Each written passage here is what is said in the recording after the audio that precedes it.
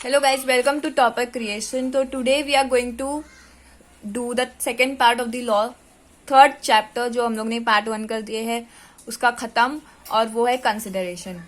तो इस पार्ट में दो चीजें पढ़ेंगे, एक्सपेक्टेशंस पढ़ेंगे कंसिडरेशन के, और अनलॉफुल कंसिडरेशन ऑन ऑब्जेक्ट्स पढ़ेंगे. अब expectation of the rule no consideration no contract का मतलब ये है कि मैंने पहले ही पार्ट में बता दी हूं कि कंसिडरेशन अगर नहीं होता है, कंसिडरेशन अगर एग्रीमेंट में नहीं होता है तो वो वैलिड नहीं हुए, एग्रीमेंट वैलिड नहीं होता है. तो यहाँ पर कुछ ऐसी बातें बताइए या फिर ऐसे कुछ चीजें बताइए जिससे अगर कंसिडरेशन नहीं भी हुआ तो एग्रीमेंट वैलिड हो जाता है. तो कौन सी चीजें वो देखते हैं. तो there's no contract arise if there is consideration yet law recognise certain agreement to be valid even without consideration. तो लॉ के हिसाब से कुछ ऐसे एग्रीमेंट्स है जो अगर विदाउट कंसिडरेशन हो गए तो भी चलता है. Registered agreement made of natural love and affection. कुछ रजिस्ट्रेशन ऐसे भी होते हैं जो लव एंड अफेक्शन से हो जाते हैं, जो दोनों के बीच एग्रीमेंट बनता है. तो जैसे कि भाई बहन का होता है या फिर कुछ और, तो this is known as valid in the form of the law. Next is promise to compensate for past voluntary services. इसका देखते हैं मतलब क्या है. तो इसका मतलब है कि a promise is valid if it is to compensate person wholly और partly for something which has already been done voluntarily for the promiser, और for something which is the promiser for legally required to do. अब भी समझ नहीं आ रहा है, इसका example देख के समझने की कोशिश करते हैं. A find B proves and give its to purse, give it to him. B promise ₹1,000 as reward. A can enforce if B refuse to pay. तो अनफोर्स का मतलब ये होता है कि आप लोग promise to compensate for past voluntary service का मतलब पास्ट वॉलंटरी सर्विस को आप लोग अनफोर्स कर सकते हो कि तूने अभी तक पे नहीं किया तो उसका 1,000 रुपीज पे कर ले. So this is called as past voluntary service. Promise to compensate for past voluntary service. Okay. Next is promise to pay a time barred debt. Promise to pay a time barred debt. Such promise is valid if it is in return signed by the debtor or his agent and that is not reviewable legally due to limitation act. तो ये return होना चाहिए, signed होना चाहिए debtor से. Next is promise to pay creation of agency. Creation of agency. Agency created without consideration is also valid. कैसे, example से समझते हैं. A in Bangalore appoint his friend B in China to find Chennai to find a buyer for his house at Chennai.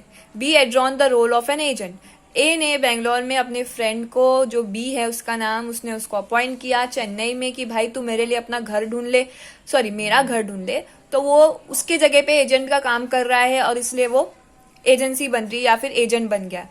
Creation of agency का मतलब agent, agency मतलब agent.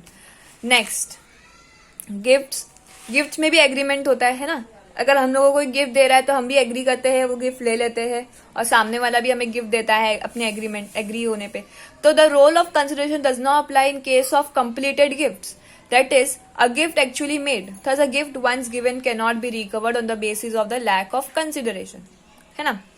So this are the exceptional cases जहां पर no consideration no contract का rule apply होता है. तो ये है 5 हमारे केसेस जो हम लोगों ने देख लिए. Now will move to other part and the last part of the consideration chapter of your law which is unlawful consideration and object. कि ऐसे कौन से ऑब्जेक्ट्स है, ऐसे कौन से एग्रीमेंट है जहां पर अनलॉफुल चीजें होंगी और आपका जो भी एग्रीमेंट है वो कैंसिल होने के चांसेस है. तो लेट्स सी. तो हाँ, इसका डेफिनेशन है सेक्शन 10 का. सो इसको अच्छे से याद करो, और अगर अच्छे से याद है तो ही पेपर में लिखो, वरना कुछ भी मत लिखना. ओके. तो लेट्स सी के in the following cases consideration और ऑब्जेक्ट इज अनलॉफुल. कौन सी ऐसी केसेस हैं जिसमें कंसिडरेशन अनलॉफुल हो जाता है. If it is forbidden by law. ऐसा कोई एग्रीमेंट या फिर ऐसी कोई चीजों पर अगर आप एग्रीमेंट बना रहे हो which is not allowed legally और which is not allowed by court और law is forbidden by law. मतलब फॉरबिडन मतलब लॉ अप्लाई नहीं करता इस पे, वो कंसिडरेड नहीं होता. It is defeats to the provision of any law. कोई भी लॉ बनता है उस पर अगर वो डिफीट करता है, उसके अगेंस्ट होता है, तो भी जो है कंसिडरेशन नहीं अप्लाई होता है. It's fraudulent. An agreement with an intention to commit fraud. ऐसी कौन सी एग्रीमेंट जो फ्रॉड से बनाई जाती है, किसी के लिए नुकसानदायक होती है, उसे भी अप्लाई करना अलाउड नहीं है. इट इज इन्वॉल्व और इम्प्लाई इंजरी टू पर्सन और प्रॉपर्टी. ऐसी चीजें, ऐसी एग्रीमेंट जो इंजरी और इंजरी अप्लाई करने की कोशिश कर रहा हो कोई पर्सन को या फिर उसकी प्रॉपर्टी को, वो भी अप्लाई नहीं होता. It is immoral. Any agreement against the standard of morality of the society is void. Is void. Morality का मतलब है कि सोसाइटी को नुकसान पहुंचाना, उनके मॉरल जो होते हैं, जो भी उनका जो रूल्स होता है, उनके मॉरल्स होते हैं, उनके खिलाफ जाना is also not been considered. It is opposed to public policy. The term public policy has not been defined. It generally refers to something good for the society or something that is harmful for the society. Same as the fifth point कि opposed to public policy, ऐसी चीजें जो public के लिए unlawful हो और unlawful हो, उनको नुकसान पहुंचा रही हो, तो it is opposed to public policy. So these are the 6 points which are known as the unful objective. All agreement against public policy are void. Okay. आगे क्या लिखा है कि the following agreement have been held to be against public policy. और ये जो public policy है उसके बाद में ये उसके एग्रीमेंट्स के void जो भी है वो बताया गया है. तो ये आप लोग पढ़ लो. जो भी इसमें से कितने पॉइंट्स है, 1 2 3 4 5 6 7 8 9 8 पॉइंट्स है. तो आप लोग इसको 8 बहुत आगे भी है, तो आप लोग इसमें से कुछ 5 या फिर 6 पॉइंट्स याद रखो और पढ़ लो. So we have done with the last part of your consideration chapter which is the second part.